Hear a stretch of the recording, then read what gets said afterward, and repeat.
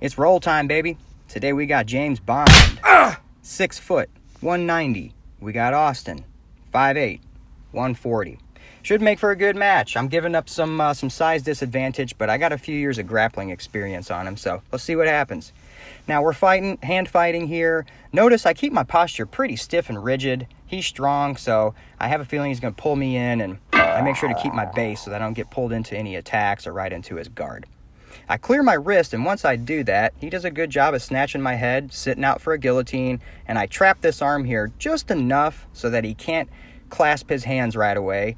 And I also make sure that we end up in half guard, so if he gets a good hold of my neck, I'm not going to be in full guard where he's got good hip control. So we hang out in this headlock position for a little bit. I don't normally recommend that, but I feel good about my defense here, and I also don't feel too much of a squeeze on my neck from him, so I'm going to play some of that good old-fashioned old man jiu-jitsu, just kind of hang out and see what he gives me. I look to isolate an arm. I'm going to give him the old reach around here and try to isolate this other arm. And then I'm going to pay homage to Marcelo Garcia and go for my best north-south choke. And as you see, my north-south chokes suck. So let's go back to playing headlock. He tries to isolate one of my arms. Yes, he probably should have let go of my head a long time ago and looked for something else. And yes, I could start isolating this arm of his at any time. But again, he's strong and he's fast. So I kind of like where I'm at, hanging out and taking my time to see what comes available. Now I dive in for my own little choke here, and he times it perfectly and rolled me over the top. So then I try to sneak in an Ezekiel. He's doing a good job of defending, but I'm just going to hang out here, see if I can wiggle it in a little more. Again, he's defending well. I realize I'm going to have to do something and try to come up on top because I don't want to lose the grip and then be on bottom. So I get a good angle. I come to my knees, get to top position. He realizes I'm getting the advantage, so he lets go and starts defending the choke. I decide to take the back. I do a sloppy job, and he chucks me over the top.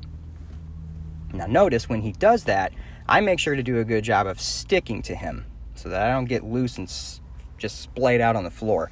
We end up in a cool position here to where I'm trying to look for some sort of a Kimura grip. He's desperately hanging on to one of my arms.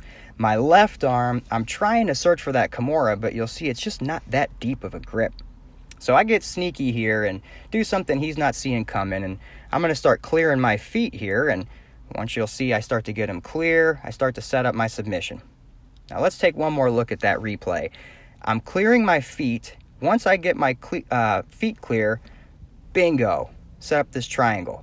Now, I'm a little on my neck. I don't want to get spiked. I got to change my angle. And again, I've probably said 10 times now, he's big, he's strong. I need every advantage I can get. So I spin out, change my angle, start to crunch up, and now I got to find his arm, which I do.